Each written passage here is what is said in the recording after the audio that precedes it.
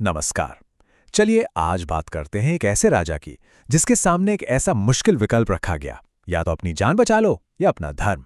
ये कहानी सिर्फ इतिहास का एक पन्ना नहीं है, ये बहादुरी और बलिदान की एक ऐसी मिसाल है जो आज भी हमें बहुत कुछ सिखाती है।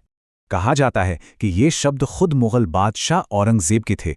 सोचिए उस शेर के बारे में जिसे वो कैद तो कर पाया पर कभी झुका नहीं सका। एक ऐसा राजा जिसकी हिम्मत ने उस जमाने के सबसे क्रूर शासक को भी हिलाकर रख दिया था। जी हाँ, ये कहानी है छत्रपति संभाजी महाराज की।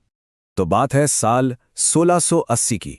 छत्रपति शिवाजी महाराज इस दुनिया में नहीं रहे और मुगल बादशाह औरंगजेब को लगा कि बस यही वो मौका है जब वो मराठा साम्राज्य को हमेशा हमेशा के लिए खत्म कर सकता है। तो अब मैदान में दो बहुत बड़ी ताकतें आमने सामने थीं।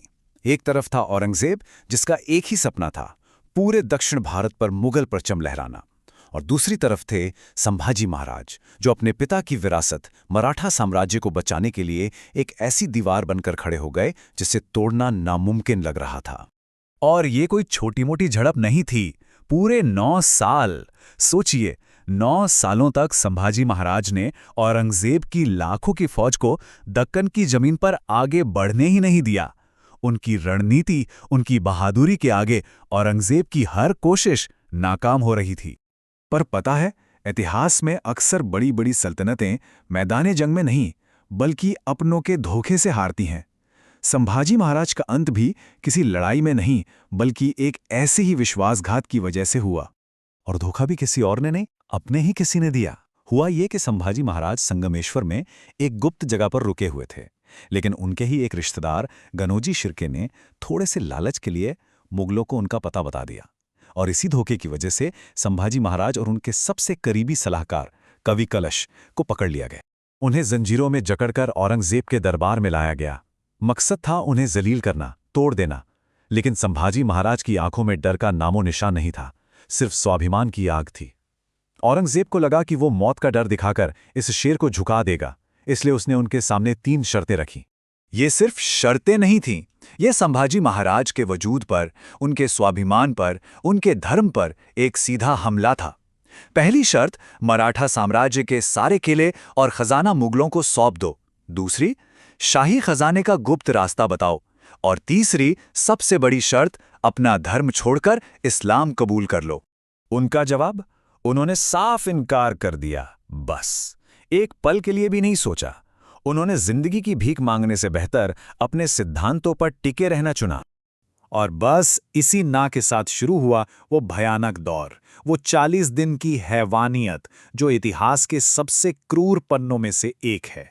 ये उनके सब्र और हिम्मत की आखिरी परीक्षा थी। औरंगजेब ने इंसानियत की सारी हदें पार कर दी। सबसे पहले गर्म लोहे की सलाखों से उनकी आंखें फोड़ दी गई।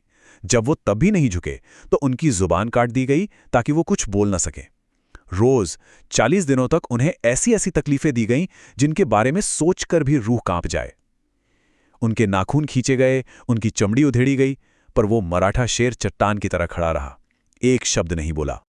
और आखिर में 11 मार्च 1689 को उनकी बेरहमी से हत्या कर दी गई। औरंगजेब को लगा कि उसने मराठा साम्राज्य की रीढ़ ही तोड़ दी है। उसे लगा खेल खत्म, मराठा बिखर जाएंगे। लेकिन वो बहुत बड़ी गलती कर रहा था। ये अंत नहीं, एक नई शुरुआत थी। संभाजी महाराज के बलिदान की खबर ने मराठों को डराया नहीं बल्कि उनके अंदर बदले की एक ऐसी आग जला दी जो पूरे दक्कन में फैल गई। अब ये लड़ाई सिर्फ राजा की नहीं बल्कि हर एक मराठा की बन गई। तो एक तरह से देखें तो संभाजी महाराज ने अपनी जान देकर वो लड़ाई जीत ली। उनके बलिदान ने पूरे मराठा साम्राज्य को एक कर दिया, और इस नई ताकत ने मुगलों पर ऐसा पलटवार किया कि औरंगजेब अपनी जिंदगी के आखिरी 25 साल दक्कन में ही लड़ता रहा और आखिर में यहीं दफन हो गया। तो ये कहानी हमें एक बहुत बड़े सवाल के साथ छोड़ जाती है। किसी राजा की असली जीत क्या होती है?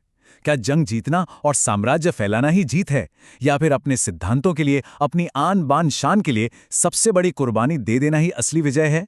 क्या संभाजी महाराज का ये बलिदान ही उनकी सबसे बड़ी और आखिरी जीत थी? अगर तुम्हें ऐसे वीर इतिहास की गाथाएं पसंद हैं, तो इस चैनल को अभी सब्सक्राइब करो।